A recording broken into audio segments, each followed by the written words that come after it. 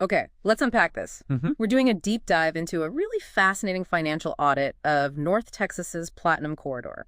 So think Frisco, Salina, Colleyville. Right? And our goal here is to pull back the curtain on what the report calls the algorithmic capture of public value. And that phrase is key. This isn't just, standard urban planning. Wow. It's sophisticated financial engineering.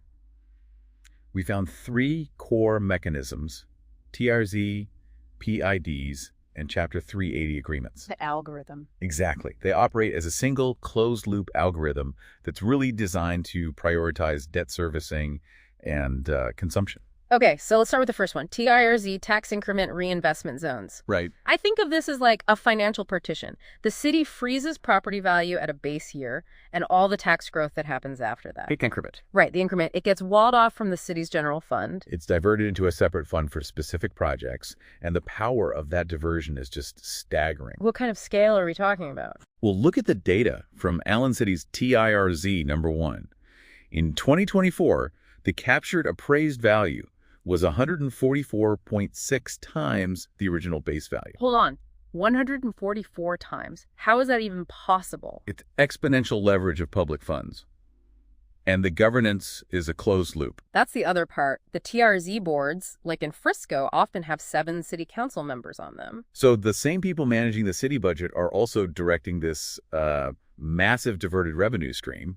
It ensures continuity for the algorithm. Okay, so that's the city's revenue. But let's shift to the homeowner's pocket. You mentioned PIDs. Yes, public improvement districts. This is where the liability shifts directly onto the homeowner. So why is this needed? I mean, isn't the point of new development to naturally grow the tax base for everyone? It is, but this gives the developer immediate liquidity. They front the cost for roads, sewers, all that. And then the city issues bonds, which are backed by a special assessment on your property to pay the developer back. So you're paying them back directly. You are. In Frisco's Panther Creek PID, for instance, there's a reported liability of about $17.3 million just for that, a developer payable. So for the resident, this is like a hidden second tax. It is. It's a fixed rate lien on your home, usually for 20 or 30 years, totally separate from your property tax. And that creates what the audit calls a mandatory cost of living floor.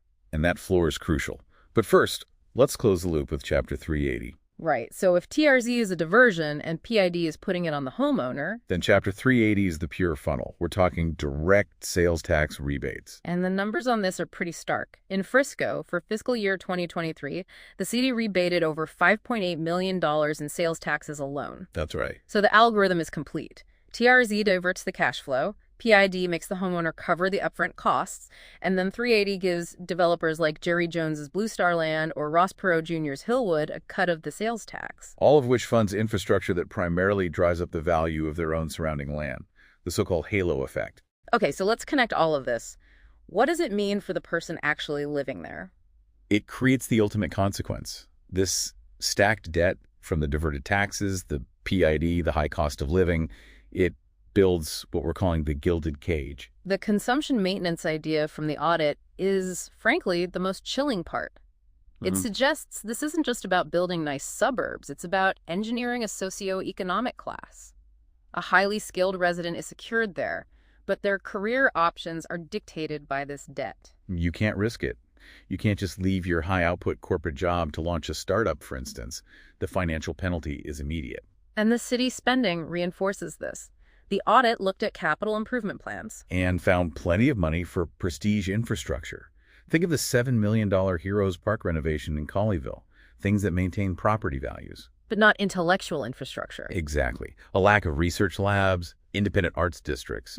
Public money builds things that make the land more valuable for the developer, not things that make the people more independent.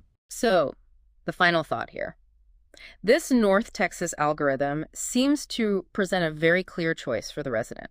It does. You either participate in the algorithm as a debt servicing consumer, or you risk the financial consequences of trying to find autonomy outside that gilded cage. So the question I want to leave you with is this. What is the true cost of prestige residency?